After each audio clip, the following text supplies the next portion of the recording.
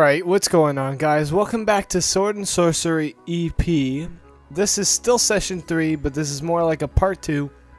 And to get started, we want to head about 4 screens to the left. The right. 4 screens to the right. And the reason being is we're headed to the Moon Grotto. If you've been following along with my walkthrough so far, last time we went into the dream world and we picked up the Moon Grotto key. And what the Moon Grotto essentially is a secret room of sorts that allows you to change the moon cycle during the game. So those of you who have not, stay tuned or just need help with the current situation, didn't watch my past videos, basically, once you get the first piece of the golden Trigon, or the Trigon trifecta, you are supposed to basically wait the amount of real time, like in real lifetime, so that a certain cycle of the moon happens. It's usually 9 days once you've completed the second session.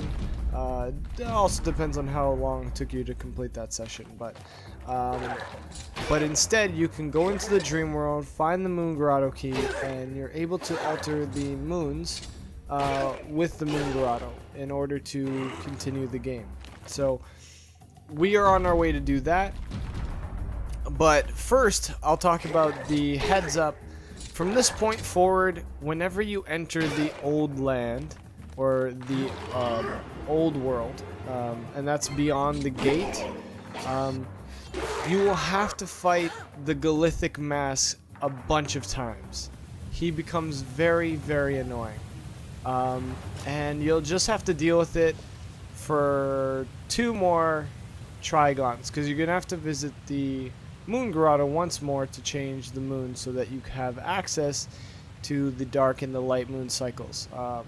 So in this playthrough right here, in this part of the walkthrough, we are going to do the light moon cycle. For the sole reason that it's sort of to change things up. I'm pretty sure when you actually play the game through and through, it goes yellow, blue, and then red, not yellow, red, and then blue. So what we're doing in my playthrough is yellow, red, and then blue. Now, as you can see on screen, I'm talking to these ghosts. Truth be told, don't waste your time. It's not worth it. And if you want, you can skip ahead until we get onto the next screen, because these guys are just telling you the story of what happened to them and how they died, and pretty much they died of boredom. They had an argument, they waited around, and they died. So that was it. So if you want to skip ahead to the next screen, go for it. But if not, and you want to stick around, basically what I'm doing now is I'm going to make my way to the next screen after talking to these ghosts, but I'm going to have to fight the Galithic Mass again. Like I said, he's really, really annoying. The good thing about it, though, is that he's really easy to fight, he's really easy to beat, and he only has 3 stars, so you don't have to worry. But other than that, he's a big pain in the bum. So hopefully we can make it pretty far over here, which I say we get halfway up the steps and he catches up to us. Yeah, we did pretty good. So just to refresh you guys on how to beat him, there's a sequence that he goes through. He'll tap his sword on his shield, and then when he raises his sword, you wait for the proper opening and then you strike. Make sure you're blocking when he goes to hit you, especially in sequences where you hear that, that chime sound, and then, the shield is surrounded by a circle. These are times where you really want to block in order to not get hit, because there's certain moves with certain enemies within the game where if you don't use the shield at the proper time, you are actually going to get hit. You're going to get hurt. So do that, and once we are done beating him, which we should be done in a couple seconds, we are going to move on to the next screen. Now, just a few seconds ago, you saw that he did something different this time around compared to the first time you fought him. And I've noticed as you progress through the game and as you get the different pieces of the Trigon trifecta, he tends to try and change it up a bit so that you think he's a bit harder, but essentially he's still the same. So now that we're in the final screen where the Moon Grotto is, you're gonna pan over just a bit and you'll see that there's a door hidden below here. Double click on this door and your character, the Scythian girl, she will actually go to the door and she will unlock it and go inside. Now once you're inside, I'll tell you what the deal is and how it goes down. Now that we're inside, you'll see that you're in pretty much a really dark room. So what you're going to want to do is click on the right side of the screen, like so. And you're going to want to hold until you get to pretty much the center. And you'll see that there's something there. It will light up. And there's a little bench here. So sit on this bench. And you just technically, the screen will center itself. And then the moons will start changing. So sit in the seat until you find the proper moon that you want to go with. So the essential moons that we are looking for are a full moon and no moon. For this playthrough, we're going for the full moon, which is the next step. And then as soon as it happens, we get off the seat. And we have about 2.5 minutes to get back to Longfellow's house. So now that we have done this situation, we have 2 minutes, about 2, I say 2 to 5, 2.5, I'd say give yourself 2.5, and try to get back to Longfellow's house and get to the dream world as fast as possible. So again, you're gonna have to fight the Galithic Mass a bunch of times. I'm pretty sure I only have to fight him once on my way back. And yeah, so I'm going to let you guys watch this fight, and I'll be back with you to give you more instructions in a few seconds.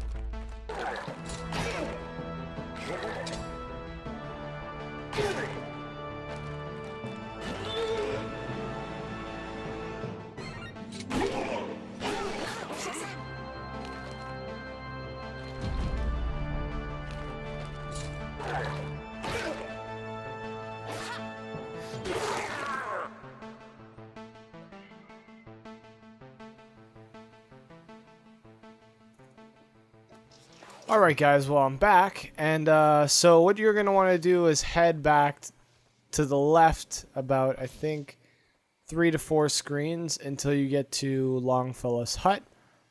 And then once you're there, you're going to want to go inside the hut and go to sleep. So in this area here, we're just going to pan over. So click either here, or you can pan over like I just did here. And double click on the exit, and your character will pretty much get there as fast as possible.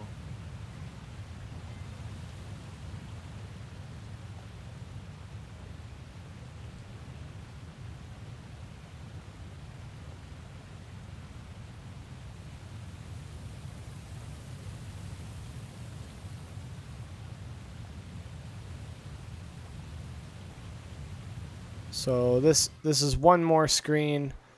And then the next screen, we should be at Longfellow's house. Just in case you guys get disoriented.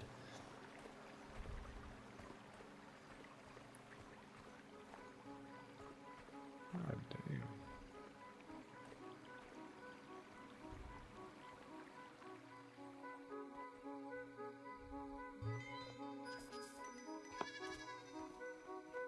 So, double click on the door. The usual, and sit on the left or the right. It doesn't matter if I'm right. And then once it's down, the center here, the record will make itself bigger. It will enlarge, take up the screen, and if I'm right, if you click on it, you don't even have to click on it if I'm right. And it should flip over, and you should be in the dream world.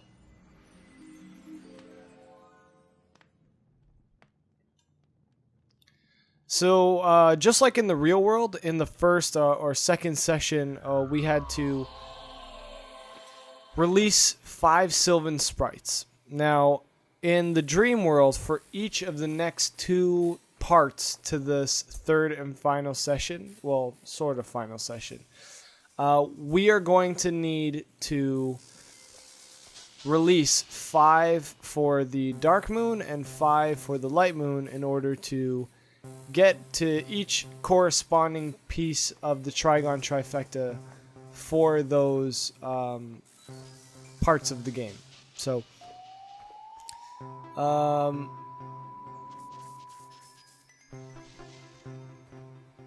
so if you head into this area here, if you followed, you'll see that there is a Trigon. Not a Trigon, wow, a Sprite. Funny me. There is a Sprite in this area, and if I'm right, this one has to do with lights. You see those little lights there that light up in the tree? If you pan up, which I will do in a second, I was kind of confused on what to do here, but pan up and you'll see a whole bunch of lights. See the lights in the tree? So you're gonna go first, third, second, fourth. So, first, third, fourth, second, fifth.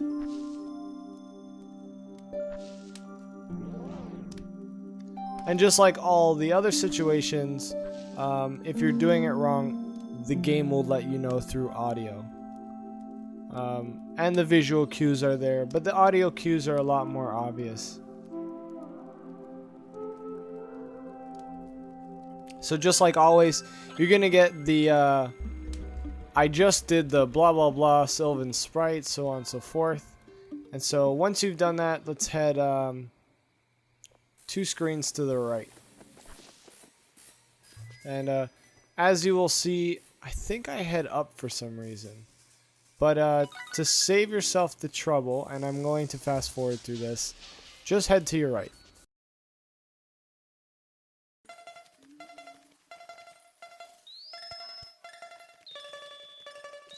So if you had headed to your right and not followed me directly, you'd come to this area as well.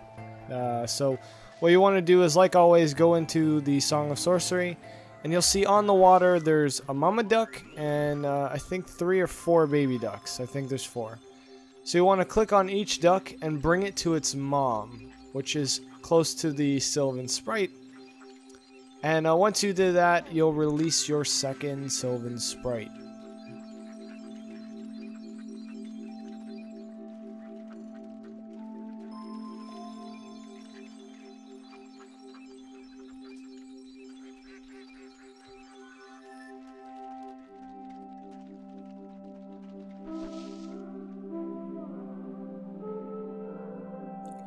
Alright, so once that is done, you would essentially keep heading to your right, and you'll come across pretty much the most complicated one of them all.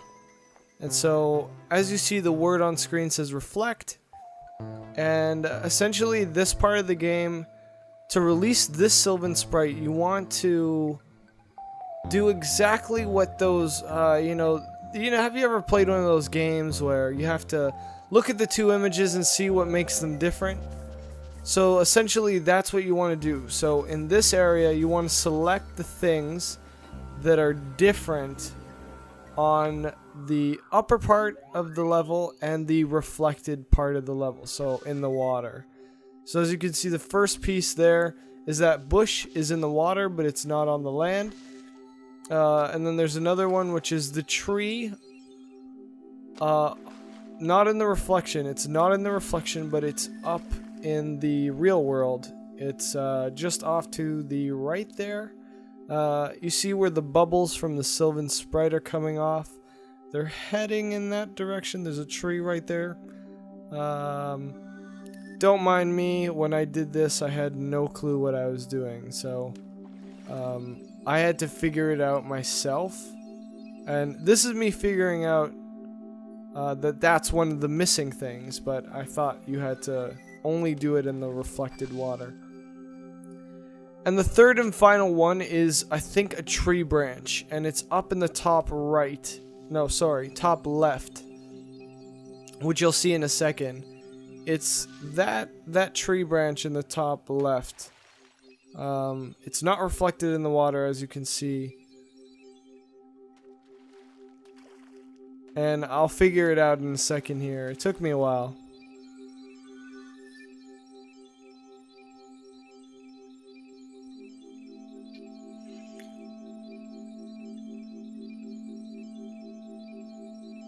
Mind you, there's only 3 you need to find. So 3 distinct things you need to find within this area to set this Sylvan Sprite free. And once you've done that, you can continually head to your right until you get to the open lake. And then that is where you're going to head across the water. Like I'm pretty sure we did in the last part to this session.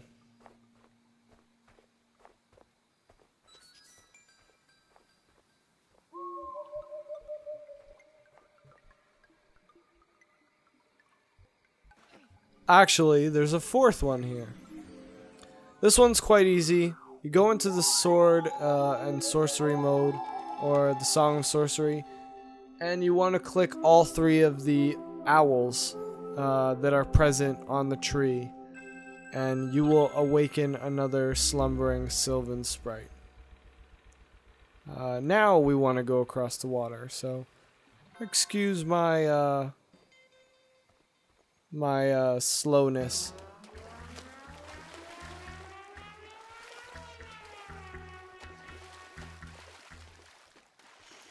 I know I say a lot, and I think it really bothers me, but that's besides the point. So continue to your right and ignore your dog, and the dog will continue to follow you, which is not a bad thing.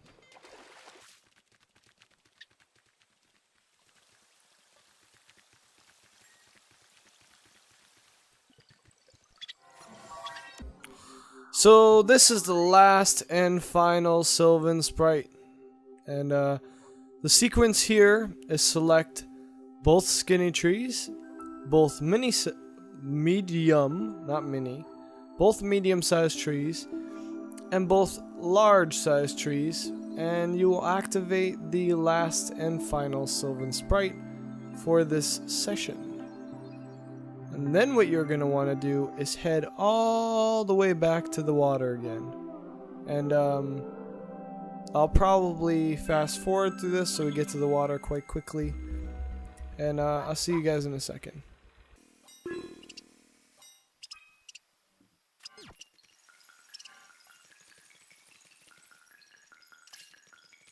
So yeah, now that we're across the water, you'll see that all 5 Sylvan Sprite are going skyward, and we're stuck on this little island. Now, there is a trick to this part. You're going to want to go into the sorcery mode like I'm about to do, and then you're going to select the sun, the top sun. Don't mind my notification there. I do buy the humble indie bundles every time they come out.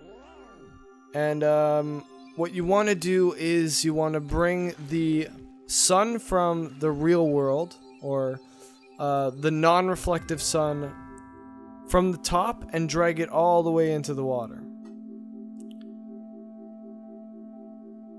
And then you're going to select it again and pull down so that you have access to this little situation over here, this door.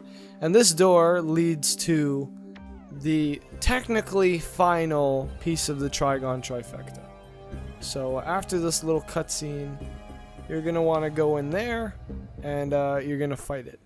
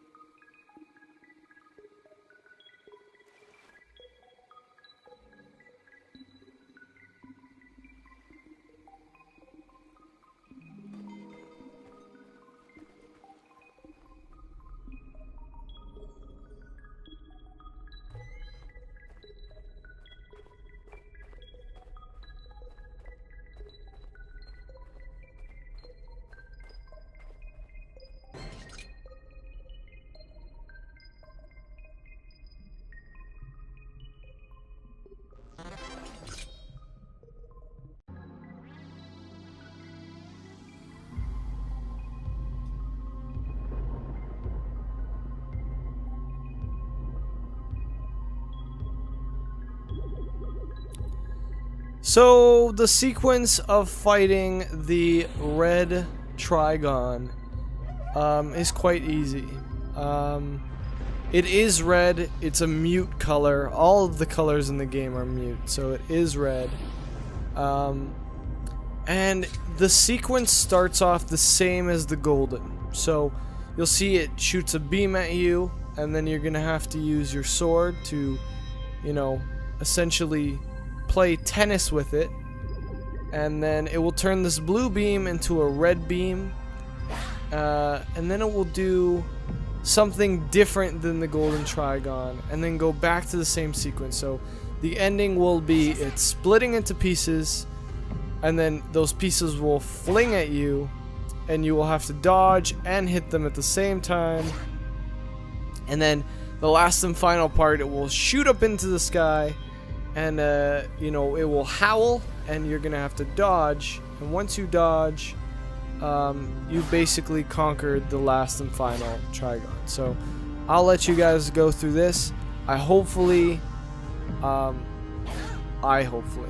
believe I said that. So hopefully these videos have been really helpful to you guys. And you know, if you need any help whatsoever, leave it in the comment section, and I will help you as best as I possibly can. So just a heads up, this section here, you're gonna see that the light comes at you, and I think you're gonna have to dodge twice if I'm right. So just a little heads up. It's not really hard. The on-screen sequence will tell you, and you'll have very audible, you know, audio cues of when to dodge, essentially. So again, hopefully this has been very helpful to you, and I've enjoyed making these videos. I will post the last 2 videos within the next 2 weeks, and enjoy. Hopefully you guys have, you know, liked Sword and Sorcery so far. So thanks again, and your support is appreciated, and I'll see you guys later. Enjoy the rest of the video.